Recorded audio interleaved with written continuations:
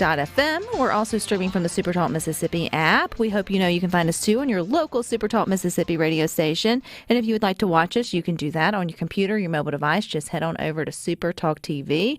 Everyone knows that Mississippi's weather is crazy. And if you've ever been interested in learning how to spot a storm or being a storm spotter, then there is a class for you coming up soon.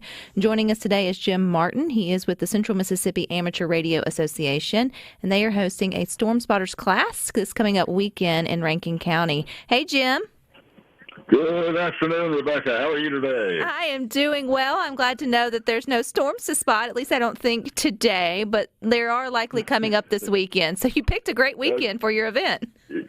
Yeah, coming up this weekend, there's a good possibility of it. That's what they say anyway. Who knows? You never can tell. You never can tell. Absolutely, it is Mississippi. Okay, Jim, I thought this was neat because I feel like feels like the uptick of weather events here in Mississippi, more people are getting interested in learning about weather or just sort of in their own know. So tell us about this Storm Spotter class. Well, the Storm Spotter class will be held on February 13th. That's a Tuesday, and it'll be from 7 till 9 p.m. at the Rankin County Tornado Shelter, which we thought was rather appropriate for a Storm Spotter class. And that address is 651 Marquette Road in Brandon. And it's just a good idea. Michael Hill from the National Weather Service will be presenting the class. We did this last year, and it was not really open to the public. We could invite a couple of people. But this year they decided, well, do you want anybody else to come? Sure. Well, we welcome anybody to come. And some people from the Rankin County Emergency Operations Center have expressed interest in coming. So that's the thing. Like I said, it's at 651 Marquette Road in Brandon. And that's the Rankin County Tornado Shelter, and we're looking forward to it. So you don't have to be a member of the Central Mississippi Amateur Radio Association's group or be a ham radio operator to attend this event. So even if you're just interested in learning about storm spotting, this would still be some knowledge to gain? Absolutely. Now, you don't have to be a member of Samara or, be a ham radio operator or anything like that. This is just something that is open to the general public, and the general public needs to know about storms down here. I mean, we get our share of them, to say the least. I must admit, this past year, we missed out on a lot of them. They seemed to come right at us, and all of a sudden they'd split and go north or south or north and south. So we got pretty lucky with storms coming in our area right here in the Jackson, Mississippi area. But that doesn't happen very often. So it's a good thing to know. And they tell you how to spot the storms, and they tell you who to report storms to. They tell you how to report storms to the National Weather Service. So we run what's called the Storm Spotter Network on ham radio. But and they also, with the general public, you can report it to a local radio or TV station. They're connected to the Weather Service, or you can call the Weather Service direct. So that's a good information to have if you want to go to one of these classes. So, Jim, this would be spotting a storm, and not to sound silly, like outside, like if you're outside and you sort of spot one coming and you can sort of see, I could particularly think those that live on more flat lands and you can sort of see for miles, or in the Mississippi Delta for sure. Or is this more like on radar somehow, or all of the above? Well, this is basically all of the above. Yeah, if you're up in the Delta, you can spot them coming 10 miles away almost. But last year, the gentleman that did the class for us, he tailored it to our particular area in the fact that you can't see storms coming. Too many trees, but he explained how to get a hold of the Weather Service after, you did spot the storm, and how to report any damages and this type of thing. So that was a good class. It was a very good class. I can't say if this class is going to be similar, but most of the classes I've been to, before I moved back to Mississippi, I lived in Washington State, and all the classes I went to up there, you can spot here comes the storm, it's coming over the hills over there. You can see it 10 miles away, this type of thing. But not in Washington, not in Mississippi. Because of the trees and the hills and everything like that. So it's a good class just for general information, to say the least. Well, Jim, I'm one of those that stays inside whenever they tell me storms are coming. So I appreciate those that want to be outside, spotting it and reporting it. You do your part. I will do my part by ducking and hiding in my safe space. But let's talk about ham. Go ahead. Yeah, that's a very good idea. That was a problem I had when my wife was alive, and we lived up in Washington State. We had a canopy out on our patio. And, of course, it had metal bars in it to hold the top up and everything like that.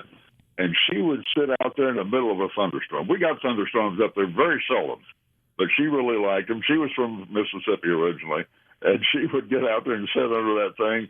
Me, I'm in the house. I don't want anything to do with the lightning flashing around sitting under metal. But anyway. I'm with you, Jim, yeah. It's a good idea. Now, if you can see something, see it, get back inside. Get away from it. You go get in your safe space, to say the least. I totally agree with you, Jim. But there are those that really like to get out there and see it and chase it, and two, I just think it's interesting, and more people are getting more curious about the weather and sort of having that knowledge on their own. And information is always a good thing. But I want to talk about ham radio operators, Jim, for a second. How many, or you may not know a number, but are they still alive and well in Mississippi throughout the state? Oh yeah, absolutely. Our youngest member at the Central Mississippi Amateur Radio Association is 12 years old. So, I mean, and it goes on up from there, up to my age, which I'm 83, if I admit it. So, yeah, but I have a good time doing it. I've been a ham since 1959 and still enjoy it. I've talked around the world, and Samara is a Central Mississippi Amateur Radio Association, which is Samara, is a real good organization here in the state, in the capital city area, and Flowood, Brandon, and all that area.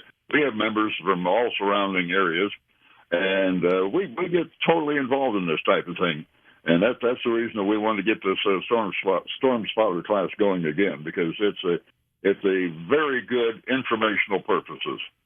When it comes to weather events, how important is it to have ham radio operators that can get information across or can still communicate with whoever may need to be communicated with, say electricity goes down, or all of the above that can happen in a weather event? Oh yeah, all of the above. I mean, with ham radio operators that are involved in what's called Skywarn here, we have a direct connection to the Weather Service. It's online. If it goes down, we can call and do it that way. But normally we have what's into their chat system, and we can take a report from someone on ham radio and type it on the computer, and they have it instantly. Whether it's the damage or here's a storm that's doing this and doing that. So ham radio is very, very active when it comes to storm spotting and just general problems. That's the thing. We can operate on battery. We do not need electricity. Like myself here at my house, I have a battery system over here that I flip a switch, and all my radios are on battery, and I flip another switch, and I have lights from the same set of batteries. And I even have a set of batteries out in my kitchen so I can see what I'm doing out there. Even though the power's out, maybe I can fix a sandwich or something. But, yeah, it helps to have a battery around and make sure that your flashlight's working. We're starting to head toward the new year with the storm spotters and storms coming our way. So make sure your batteries work and your flashlights. Make sure your batteries work and your portable radios. Get your weather radio. They're very handy. Yes, they can be annoying at times when the thing goes off in the middle of the night. But I have learned to listen for a second to see what it is, and poof, okay, I'm back to sleep. But get a weather radio. They're very, very handy. The Weather Service puts out the tornado watches, tornado warnings, tornado severe thunderstorm watches and warnings. on that radio, and you can keep up with what's happening in the weather very easily with the weather radio because it's all coming from the National Weather Service, and a lot of it comes from us through the National Weather Service. Well, if someone wants to join that class that's coming up next Tuesday, February the 13th, the Storm Spotters class, how do they do that, Jim? Do they sign up, or they just show up, or anything else? Yep, just show up. There's no registration or anything involved in that. All you have to do is be there by 7 o'clock. It starts at 7 o'clock, and it's at 651 Marquette Road in Brandon. That's the Rankin County Tornado Shelter. So, yep, no registration. Just show up, and it'll be worth your while. All right, Jim, I appreciate your time, and thank you. Thank you, Rebecca. Really appreciate it. All right, you guys stick with us. We got more for you up.